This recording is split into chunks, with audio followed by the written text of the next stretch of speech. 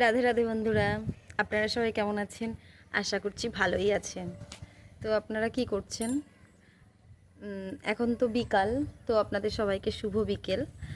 আর আকাশটা এত সুন্দর লাগছে, আপনাদের কি বলবো, মানে দারুণ, জাস্ট দারুণ, এর বেশি কিছু বলার নেই।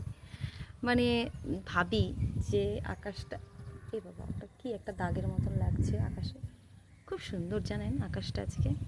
আর আজকে ওয়েদারটাও ভালো, বেশ রোদ আছে, আর হাওয়া আছে, অল্প অল্প রোদ, অল্প অল্প হাওয়া, আর মেঘ আছে অল্প অল্প, এই রকম করে। আজকে আজকে ছিল নন্দ মহোৎসব। জানেন বন্ধুরা, আমি না ভালো করে কথা বলতে পারি না, মানে ভিডিও করতে লজ্জা পাই আসলে।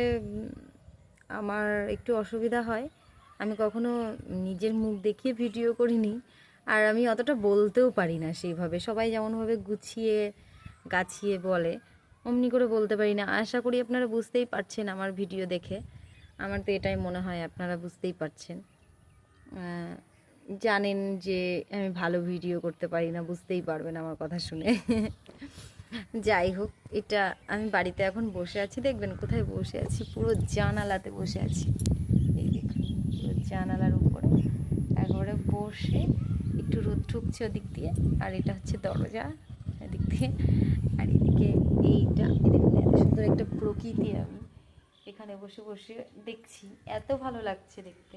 চারিদিকটা সবুজ আর সবুজ, আর পুরো ধান ক্ষেত, প্রচুর সুন্দর লাগছে। আপনারা কখনো আসবেন আমাদের এখানে বেড়াতে, দেখবেন আমার এখানে একটু হলুদ হলুদ ফুল ফুটেছে, ঝিঙে ফুলগুলো পুরো হলুদ দেখতে।